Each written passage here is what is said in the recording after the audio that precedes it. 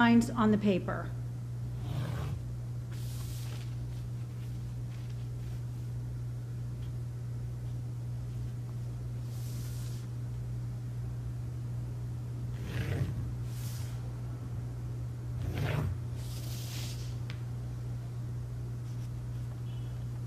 I align the pattern, pin or weight,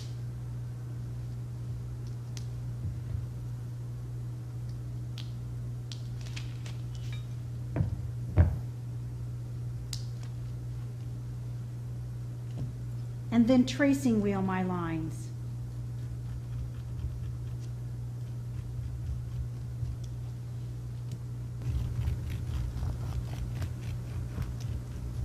And cross marks.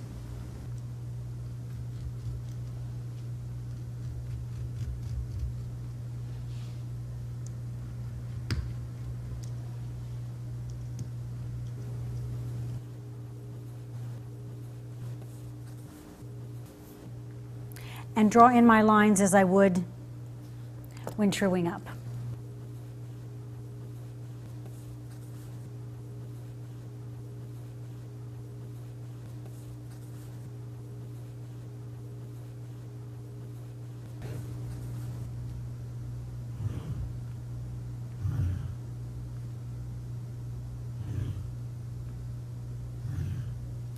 And I can use the same rulers that I used while truing my muslin. Once your lines are drawn in, then true it up to your next piece, in this case the front. Then you're ready to lie it on the fresh muslin and cut and sew. Another way to mark grain lines is by pulling threads. This very accurate method is great for bustiers, foundations, and corsets. The very close fit that's needed for these garments relies on the ring of tension that's created with the stability of the warp and weft grain lines. First, I'm going to true my edge by clipping, finding a thread, and pulling.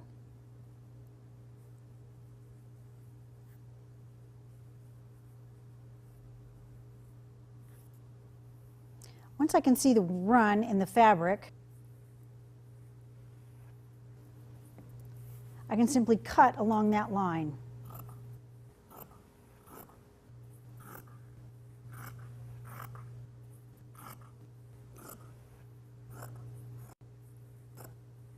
Ensuring that I'm totally straight. Then, to mark a grain line in the middle of the fabric, again, I clip, find a thread, and pull.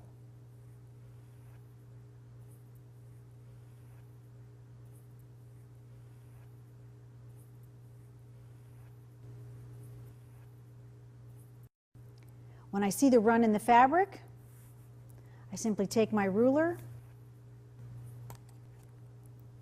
and mark the line.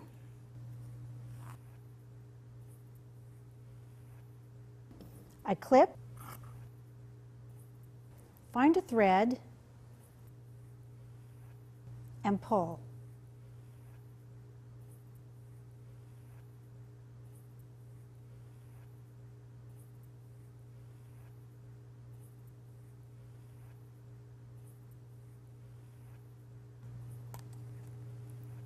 And mark the line.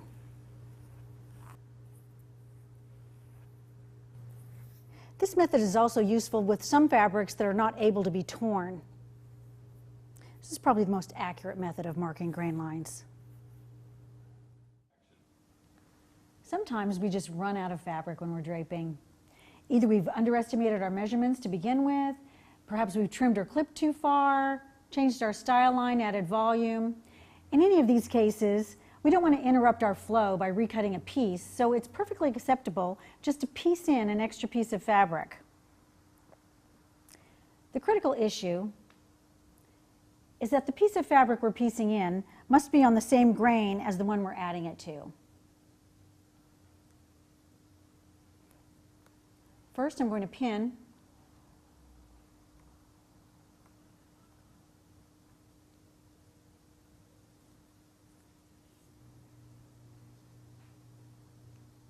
and then catch stitch it into place.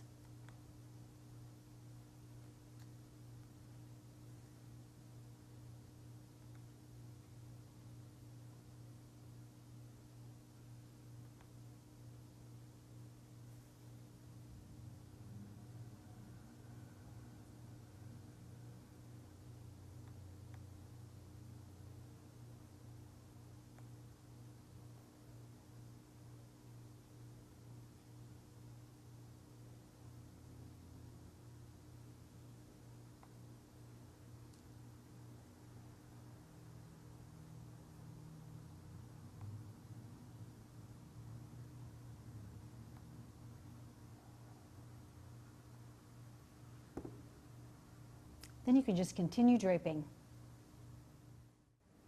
Expert pinning is an important and valuable skill. Whether fitting a model, putting a garment together, or draping, it's a practice in dexterity and sensitivity. Here we have a closely fitted bustier or corset with seams partially turned.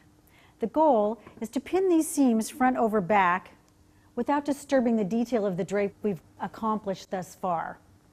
I'm going to show you a helpful technique for that.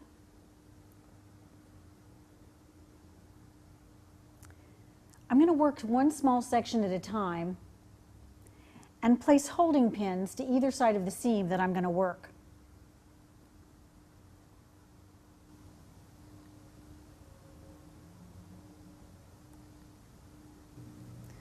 Then I'm going to unpin the seam and continue turning front over back.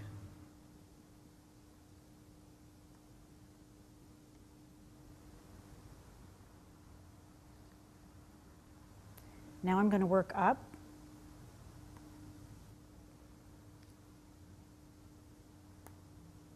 With a seam such as this, it's good to start in the middle and then work up and down so that the whole thing doesn't tend to shift in one way or the other.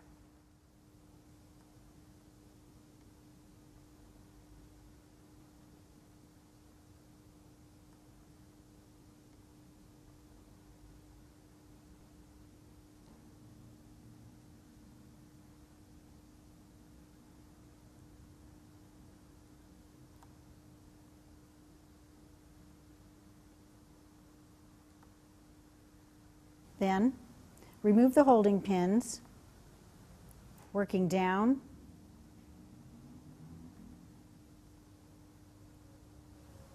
Note how many pins and how close together I'm working to accomplish this close fit.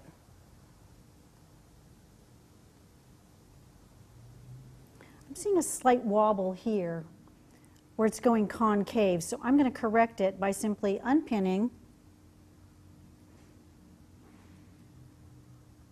and straightening that grain line.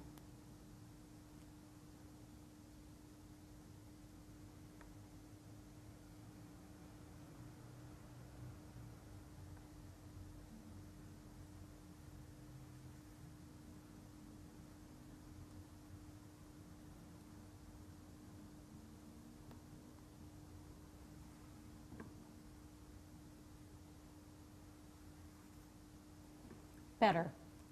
We're aiming for perfection. Cutting the bias circle skirt is fun because it's so simple. There's no darting or tucking. We're just allowing the fabric to fall naturally over the body. Here's the length grain, and here's the bias line, which is going to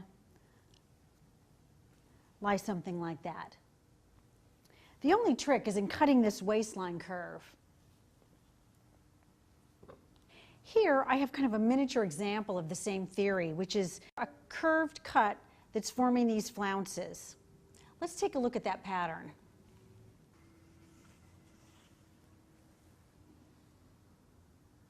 You can see the really angled curve that has created in all the clips. We're going to create the same kind of curve for the waist. Now, because we know that the curve of our cut is going to be going up like this, I'm going to start my drape quite high. Pin at the waist.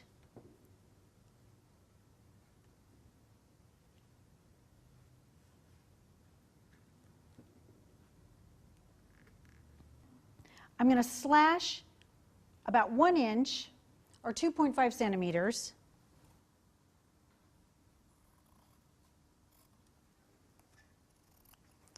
And then clip down at the waist. So here we've started our curve.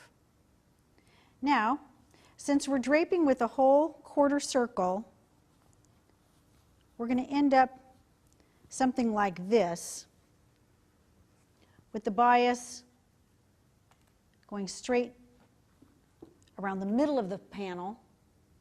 So if it's helpful, you can take a piece of chalk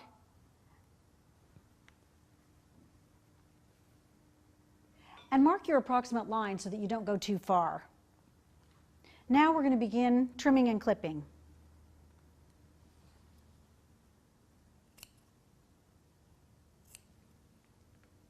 Pin as you go.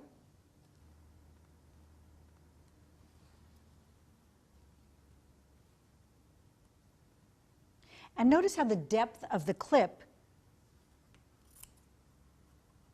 creates that flare.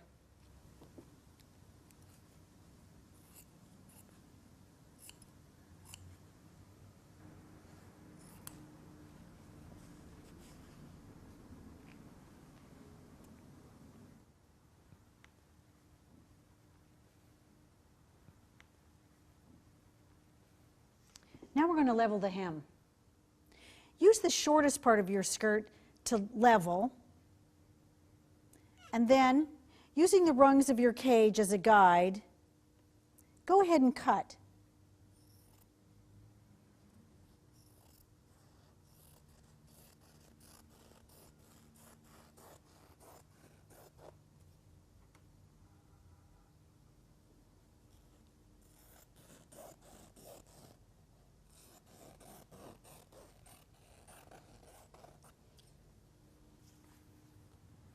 I can be kind of approximate with this cut because now, with the bias circle skirt, we want to let it hang for at least a couple of days because the bias will stretch. After that, we can re-level our hem to be exact. Sleeves can be difficult and intimidating to drape because it's a complex combination of curves matching up the armhole circumference with the sleeve. It's tempting just to use a block and change it as we often do.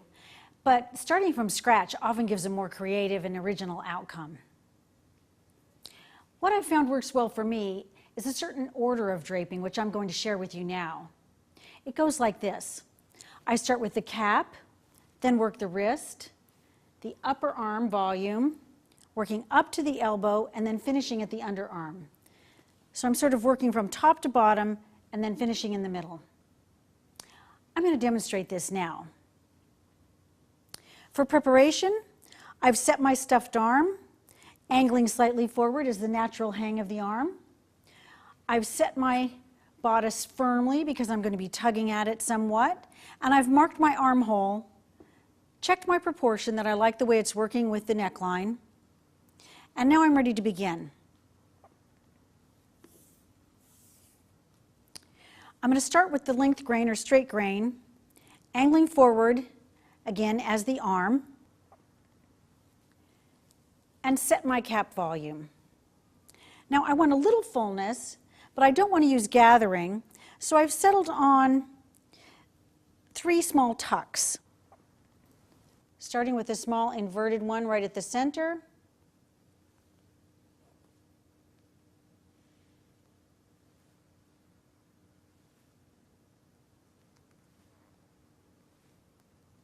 a small one in the front,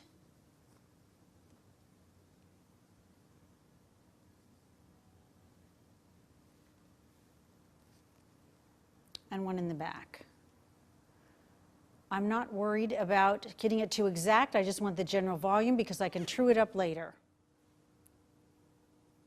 Now I'm going to move down to the wrist, and I want my sleeve to angle out towards the back, giving room at the elbow, and I'm going to form 2 angled tucks to mirror the tucks at the cap and pin.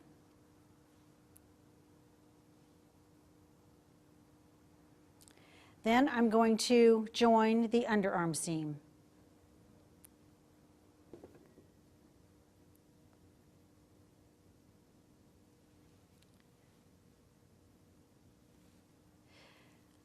Now, going back up to the cap, I'm going to set my upper arm volume.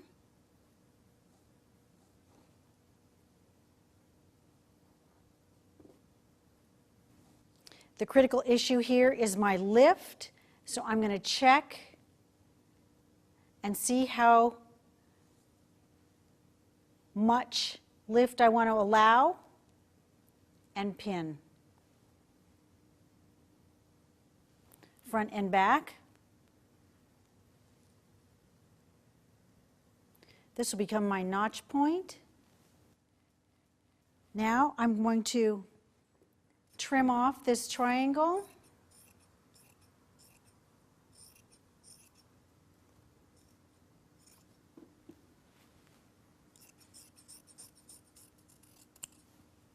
And clip towards this pivot point, which will now begin to form my lower curve. Now, going back down to the wrist, I'm going to pin up towards the elbow, making sure that my cross grains are matching.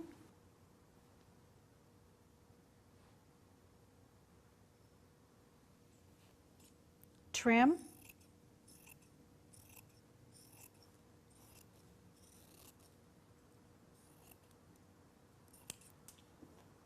Clip.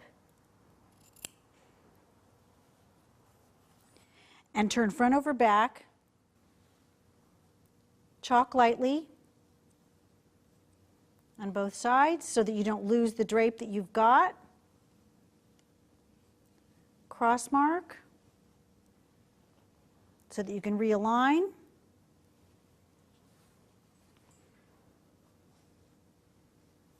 And turn.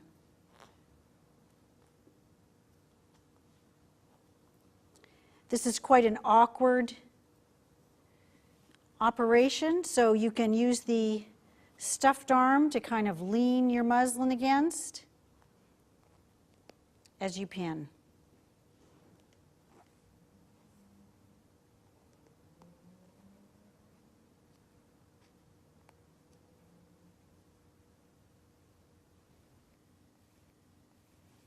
I'm going to reach inside and start pinning this lower curve.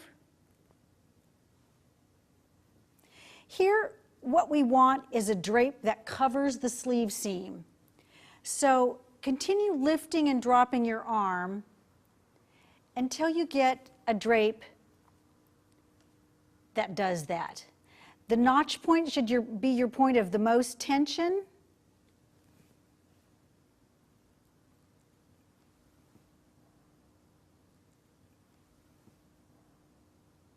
Sometimes you may have to shift that notch point a little bit.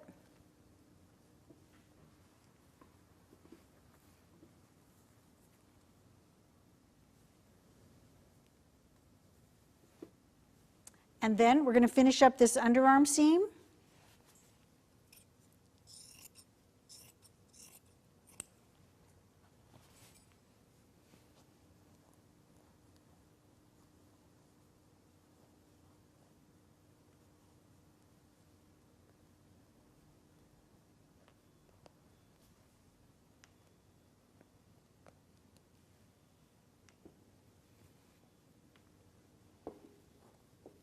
Refine the cap by turning it to the inside.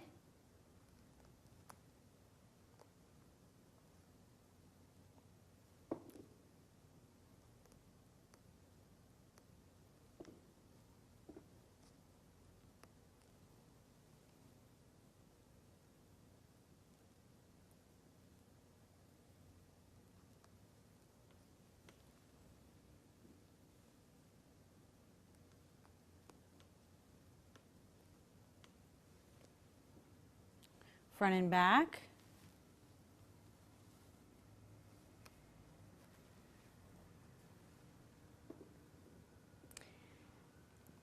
Now I'm going to refine the wrist by turning up my hem, checking my tucks again.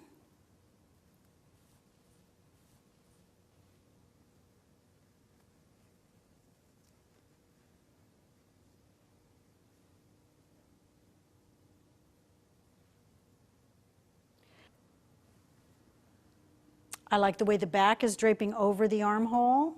I like the way this is looking. When I check my negative space here, I'm feeling like perhaps this could be a little more nicely shaped and perhaps narrower. So I'm going to take in here a little bit just at the elbow.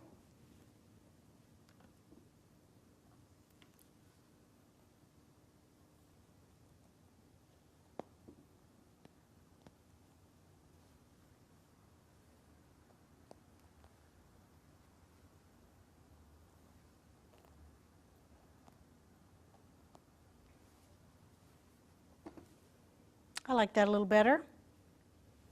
And it's done. Collars are usually a really important part of your drape. Not only do they frame the face, but they're often a focal point and can be used as an accent to finalize your design statement.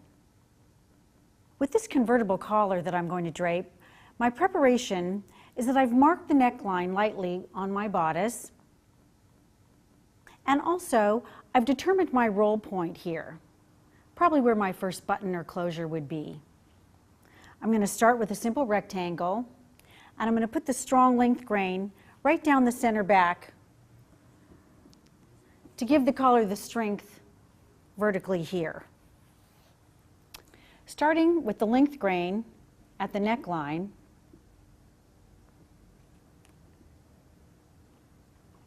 we want the strength of that grain to help us keep the collar straight in the back. I'm going to pin straight for the first inch or 2.5 centimeters so that the back will lie straight and flat against the neck. And then I'm going to begin my trimming and clipping.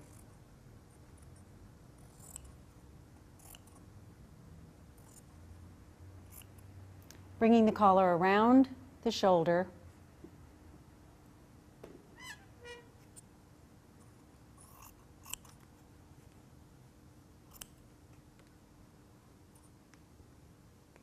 Now note here that if we continue using just the rectangle, it forms a basic band or mandarin type collar. However, with our convertible collar, the pattern is going to shape up like this to get rid of some of that ease that's formed as it comes around. So I'm going to continue pinning and clipping as I bring it around towards the front.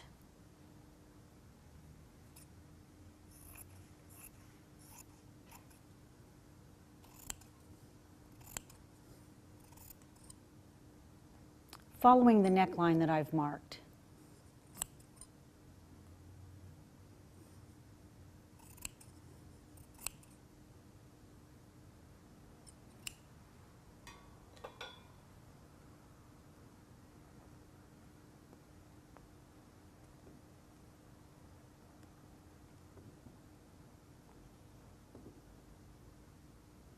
Now, if you're getting a pull such as this, it means you need to release a little bit. If your collar is caving in like that, you need to clip and pull out a little bit. See how that creates a nice smooth curve around the neckline? That's our goal.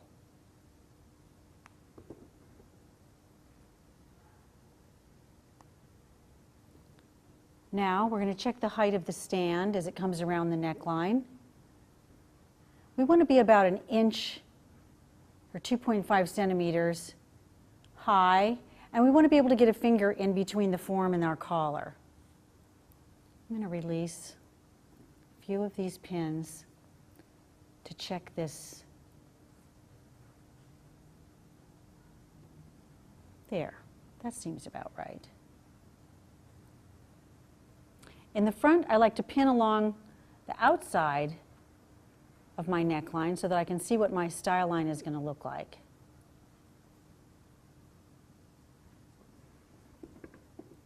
When you're finalizing your style lines and hem, make sure that you're securely pinned at the center back. This is a common mistake for students, to allow that grain line to slip over. Check your roll.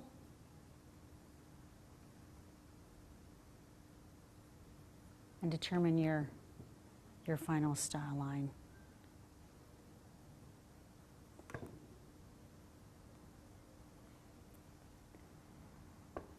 Be really careful of proportions with your collar. You want it to coordinate with the rest of the piece. If it's delicate or light, smaller is better. So check the proportions of the rest of your look before you finalize your style lines here.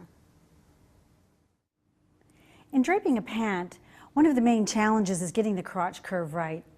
We know that it's a very complex combination of curves to match up.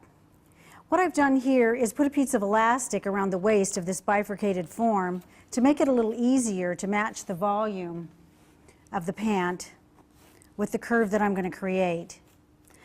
I'm going to align the center front length grain of the muslin with the center front of the form and take a look at what happens when I start to work with that crotch.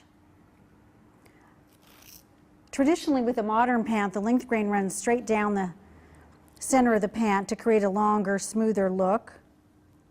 The crotch curve will be something like this. So I'm going to cut away this excess fabric.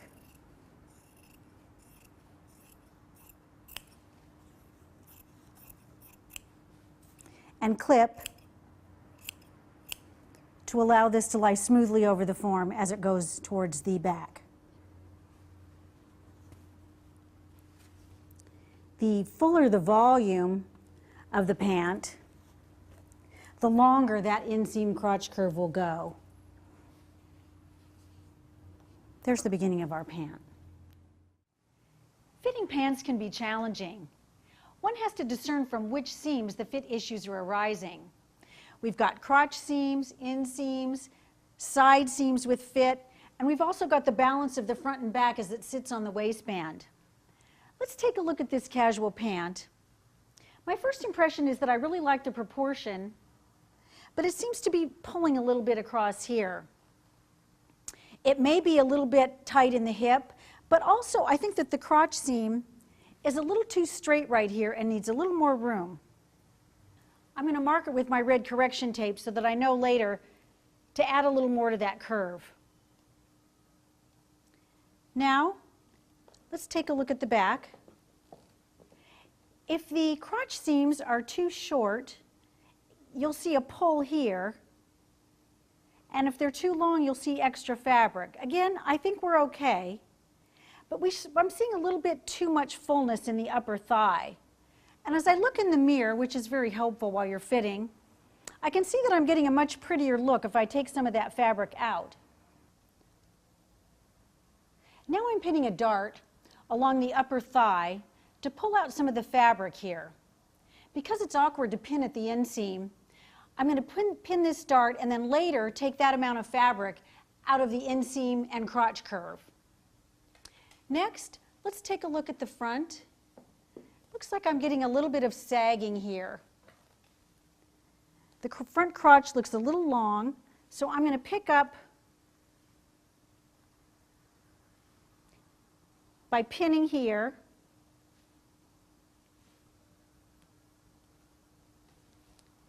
And I can see that I'm getting a better fit in this area. Okay, towards me a little bit.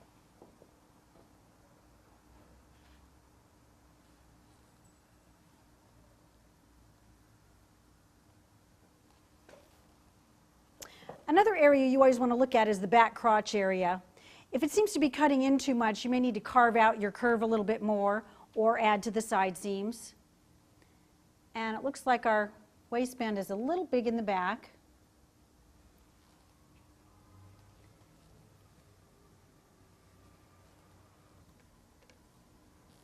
And we may want to just straighten out that line just a little bit right there as it goes across the back waist. Good. Can you walk for me?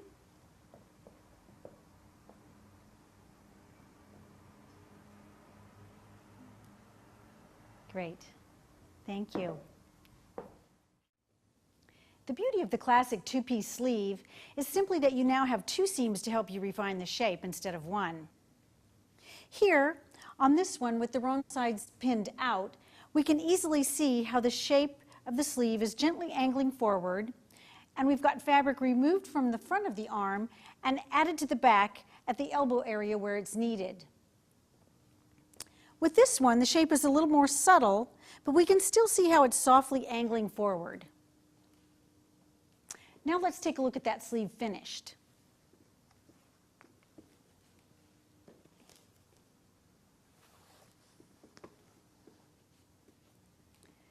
One important thing to remember with two-piece sleeves is that we don't want the seams to intersect at the same place as the body seams, simply for reasons of creating bulk.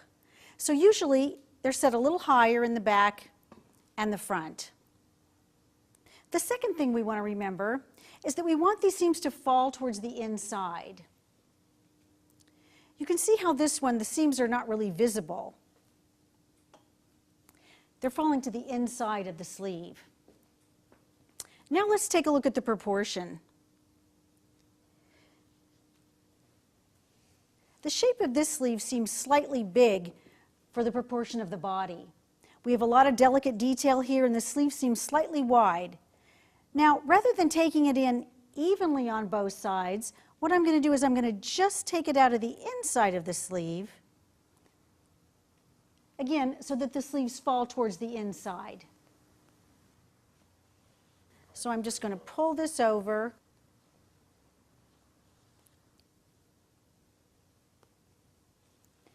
and take the fabric out of the undersleeve.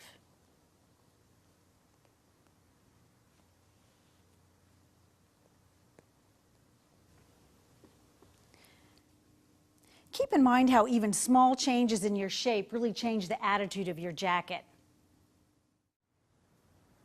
Working with larger garments, such as this grand gown, takes confidence and vision to execute successfully. There are so many elements that have to coordinate. Your fabric, the support fabrics, fit, drape, all must work together. Your visualization skills are crucial here. Physically, you know how your fabric's going to drape. So try to figure out the scale and scope of your garment. How much space is the wearer going to occupy in it? Consider the emotional qualities. What are the mood and tone of the garment? Is it cool and elegant? Is it wild and free? Perhaps you need to identify a muse to help you clear this up. Imagine her interacting with other people. Try to connect with how she feels wearing the dress. So once you have this clarity, often the details kind of fall into place naturally. In preparation, we've established a corset and a petticoat. Understanding the fullness the fabric is going to create, the corset will support the weight of the petticoat as well as the fabric bodice. While it looks like the fabric is being supported by these narrow straps, it's actually being supported by this snug-fitting ribbon around the waist, which will hold that corset in place and then hold the weight of the petticoat, and with the boning, keep the bodice supported. Then we need to map out the seaming with our flat sketch. I'm ready to begin. I'm going to start with my center front panel, which is half the fabric width. Aligning grain lines with the center front, I pin firmly in place.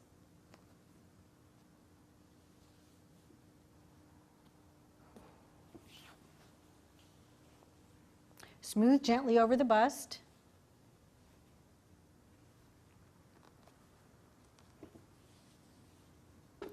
And begin to create my princess line.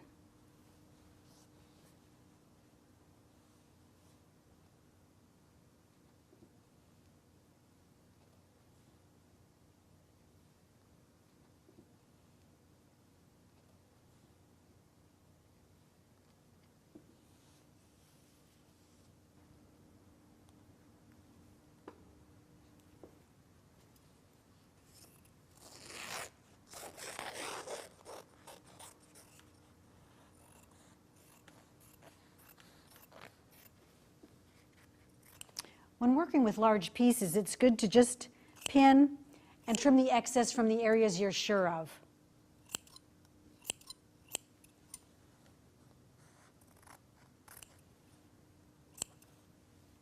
My inverted pleat is going to go here, so I think I'm pretty safe cutting off this excess.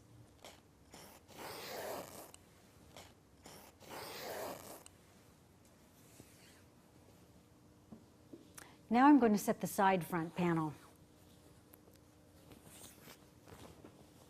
This is the full width of the fabric, marked in the center, which I'm going to align with the center of the side front panel. So I'm going to let that grain line flow down the middle of the side front.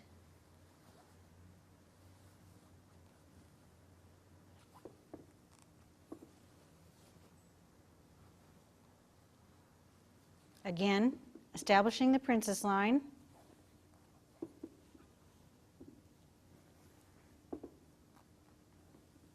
Working down the side seam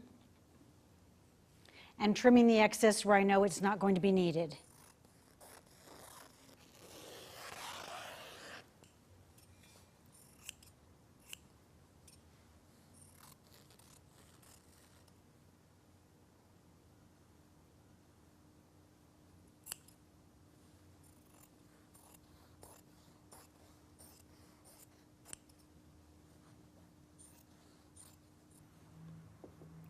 I'm going to clip at the waist.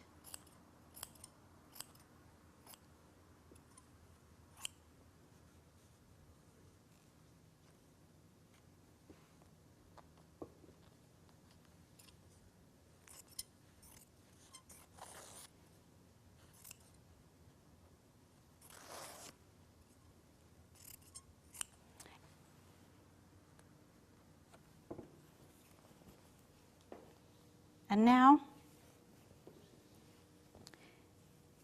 using the full width of the fabric, I'm going to work this very deep inverted pleat.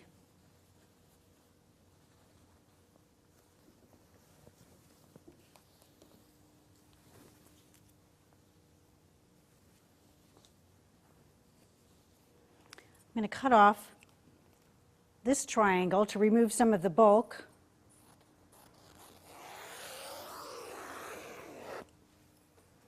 On both sides.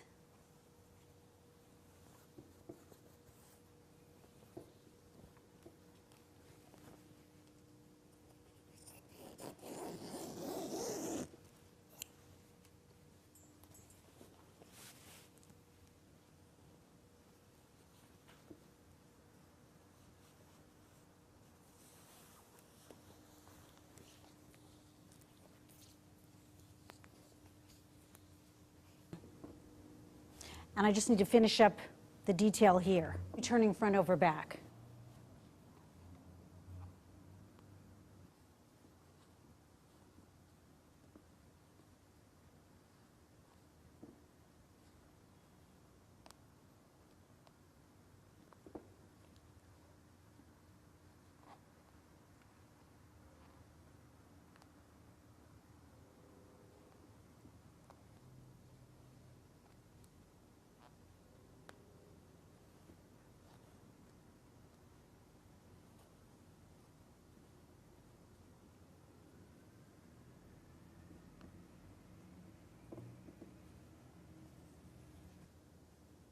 For the inverted pleat, I'm going to use the extra fabric I have on the side front piece to cross over to the front and seam here because I have less fabric on the front piece to work with.